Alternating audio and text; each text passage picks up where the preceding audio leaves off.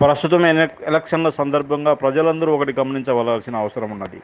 మిమ్మల్ని ఏదైనా ఉచిత పథకాలు మీకు వేస్తున్నారంటే మిమ్మల్ని కొంటున్నారని గమనించండి. అది కూడా పశువుల కంటే హీనంగా మిమ్మల్ని కొంటున్నారని గమనించండి. ఎందుకంటే వారు మీకు 5 సంవత్సరాలకు ఒకసారి 2,000 ఇస్తున్నారంటే రోజుకు ₹1 మీరు అమ్ముడుపోతున్నారు.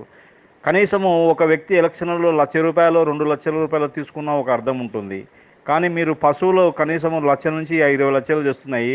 కానీ ఒక మనిషిగా మీ విలువ ₹1కి దిగజారి అమ్ముడుపోయి ఈ ప్రజాస్వామ్యాన్ని ఈ పెట్టుబడిదారులకు ఒక స్వర్గధామంగాను, ఒక కార్పొరేట్ కంపెనీగాను, లేదా ఒక ఏటీఎం గాను పేద ప్రజలే వారికి ఒక అవకాశాన్ని ఇస్తున్నాము. కానీ అదే సమయంలో కొంతమంది మేధావులు పేద ప్రజలను నిందించడం జరుగుతున్నది. ఈ పేద ప్రజల ఆలోచన సరళి ఎంతవరకు ఉన్నది? ముఖ్యంగా చదువు ఇప్పటికీ కూడా అనేక మందికి చదువు రాదు.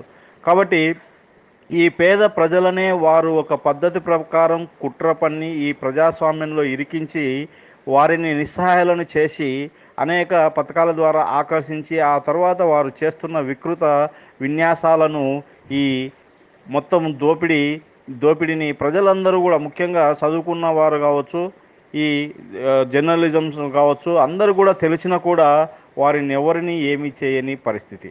కాబట్టి ఇటువంటి ధోరణిని పోవాలంటే సామాన్యులను ఎలక్షన్లలో మనం ఎన్నుకున్నట్లయితే వారు నిరంతరం ప్రజల కొరకు పనిచేస్తారు కాబట్టి ప్రజలకు న్యాయం చేసే అవకాశం ఉంటుంది.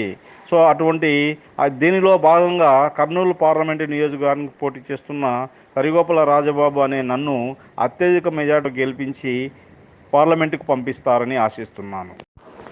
కాబట్టి కర్నూలు పార్లమెంటు ప్రజలందరినీ విజ్ఞప్తి చేస్తున్నది ఏమిటంటే, ఆల్ పీపుల్స్ పార్టీ తరపున పోటీ చేస్తున్న కర్నూలు పార్లమెంటు అభ్యర్థి తరిగొప్పల రాజబాబు సీరియల్ నెంబర్ 8 మరియు పార్టీ గుర్తు బల్ల గుర్తుపై ఓటు వేసి అత్యధిక మెజార్టీతో గెలిపించుకొని కర్నూలు పార్లమెంటు అభివృద్ధికి కృషి చేయాలని చెప్పి మనవి.